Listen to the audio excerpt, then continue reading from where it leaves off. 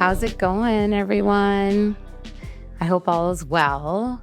I am so happy to be here with you all again. And I also want to share a project that I've been working on that I think is really special to me. And I just value all of you so much that I do want to share it with you so you know what's kind of hopefully coming down the pike. Also, I want to put it out into the universe because maybe someone listening and just energy in itself can help manifest and make it happen.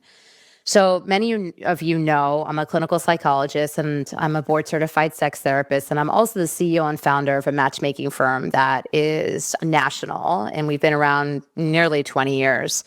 And I have been working on a docuseries that really covers the span of the dating landscape today in the digital age, covering all different types of relationships, whether it's a relationship or folks that are dating, looking for a relationship that are wanting an ethically non-monogamous relationship or a poly relationship, or is it a trans person looking to find a partner? And what is that experience like?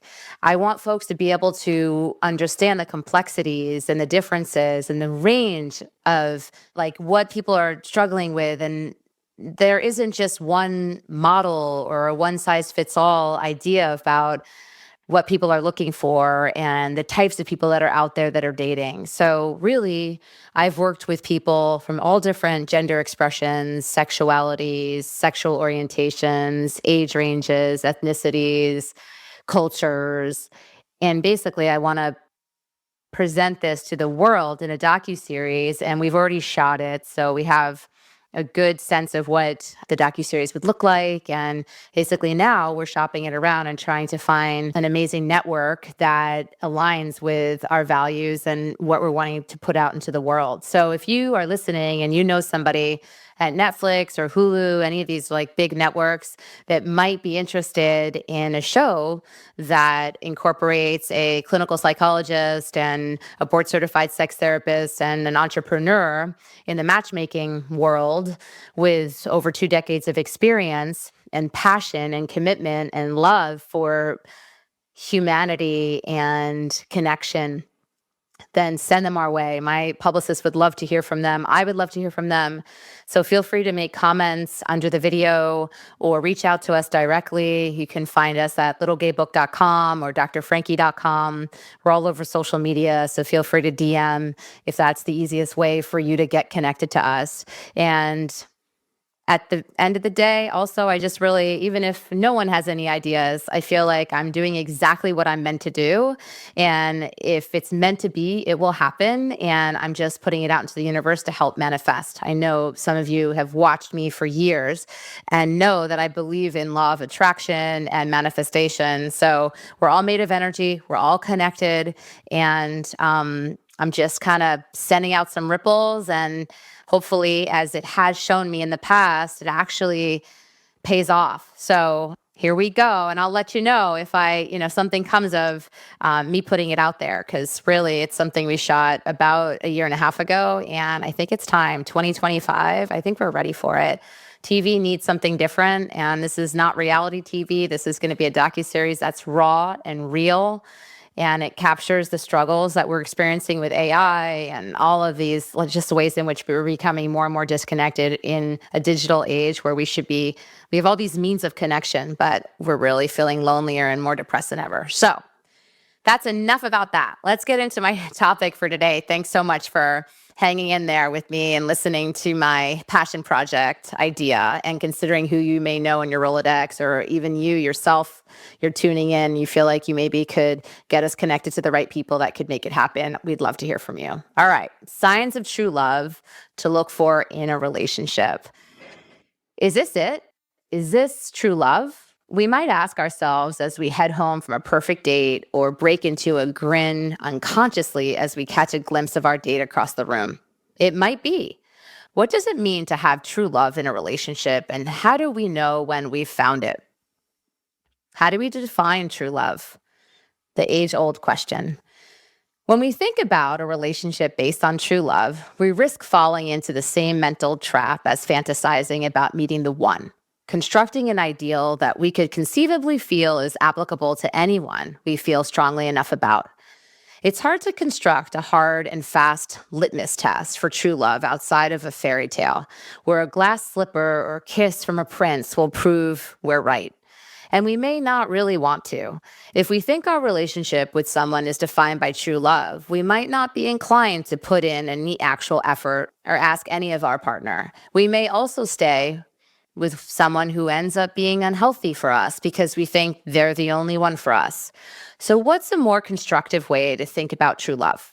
I'd propose that we think about a few elements as important markers of a healthy, loving, and sustainable relationship: baseline compatibility, ongoing attunement from our partner, and the continued active effort that both of you dedicate to the relationship. So, what does compatibility look like? Attunement is less about your baseline starting point of the ways you and your partner are fundamentally compatible, and more about the choices you make about relating to your partner within the relationship. To be attuned to someone is to be mindful and responsive to what they're thinking and feeling, choosing to be deeply aware and curious about their inner life. I want to share some examples of what constitutes attunement. Curiosity about the day-to-day of your partner's life. What happened with their work nemesis today, for example? Curiosity about the big things in your partner's life and their interiority. How do they really feel about their best friend's upcoming wedding? Active awareness of cues about your partner's state of mind. Asking open-ended questions about thoughts and feelings rather than assuming. Answering your partner's small bids day by day throughout the relationship. Considering how decisions about your life will impact your partner. What does putting work into a relationship look like? We often hear the adage that relationships take work. It can feel unclear what that means, other than sometimes a euphemism for grinning and bearing it when a partner treats you poorly. In actuality, even the most harmonious, compatible relationships take some effort. Not effort in the sense that you need to overcome or grit your teeth through issues, but that when issues inevitably arise in life or in relationships, you need to approach them with care and intention. It also means engaging actively when there's disconnect, friction, or an unmet need in the relationship, rather than ignoring it for the sake of ease or avoiding an immediate conflict or brushing it under the rug. Even if a partner is perfectly compatible with you and keenly aware of your emotions, it can spell trouble for the relationship if either of you refuse to continue engaging in the parts of the dynamic that need active attention.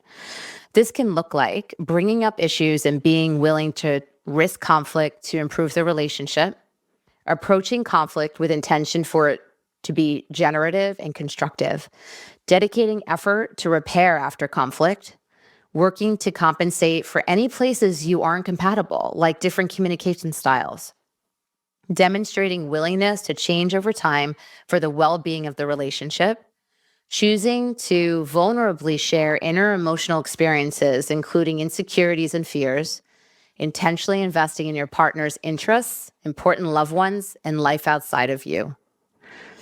Wow, that's a lot, but it's so important. These are really important things to think of and consider when you're in a relationship. You want to, what is true love?